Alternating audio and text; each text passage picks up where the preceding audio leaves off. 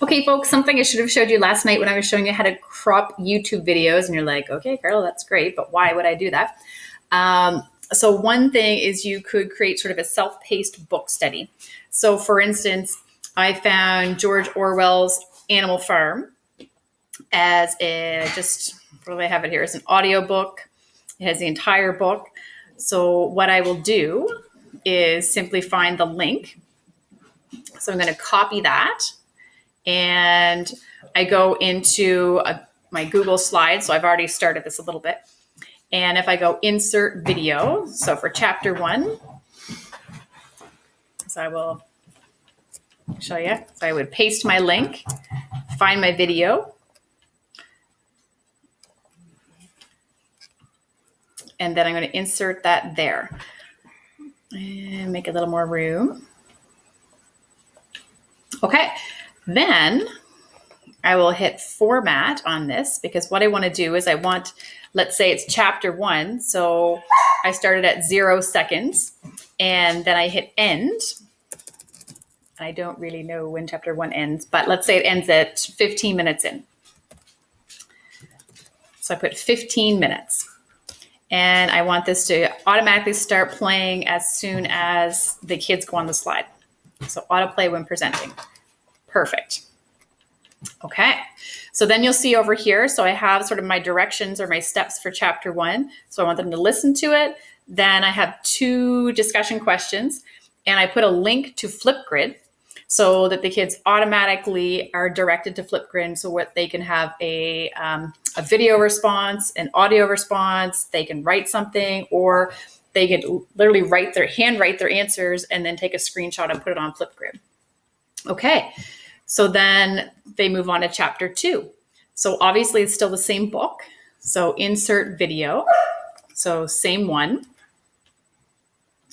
And I set it here.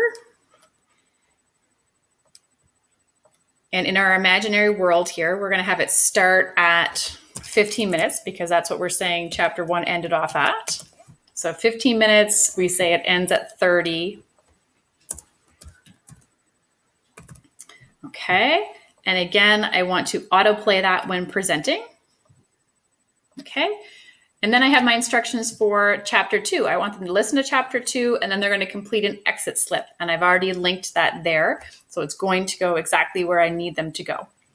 And chapter 3, again, I would insert the video.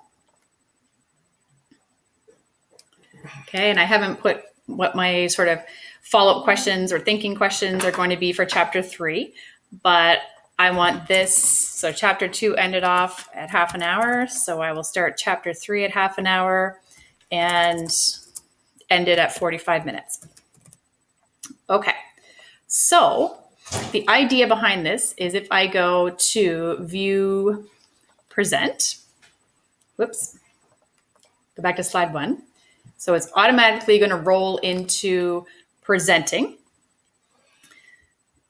And of course, this is failing me. Hang on a second. Start again. View present. Okay. So automatically it's going to start playing this, which is fantastic. Then what I want them to do is go to Flipgrid. So there's my link to Flipgrid. So if I'm a student, I'm just going to hit login with Google, which is fantastic. All right. See if it'll show me login successful. Okay, so then there's Animal Farm chapter 1. So there's the Flipgrid. I hit the plus sign. And like I say, then I can use the Flipgrid piece. I can do an audio recording, an image, just simply take a screenshot of my answers. All right, so let's get out of here. All right, that was chapter 1. Then we move on to chapter 2. So we listen to chapter 2. And then I'm going to hit complete exit slip. So I've already linked it to my chapter 2 comprehension questions. So the kids fill that in, and that's just a Google form. And it's automatically saved to your drive. All right. And then chapter 3, I'm going to move along here. So again, it will start where you need it to start. And if I had my questions, I would have them there with an activity or something. Anyway, just thought I would show you that because it is a neat way to do a sort of a self-directed unit and have it paced out, particularly if you have a YouTube video. Because if you were in the classroom, you would show part of a video and then you stop and talk about it, and show part of the video and maybe do an activity. So this allows you to do this online, and yeah, I think it's kind of a neat feature of Google Slides. All right.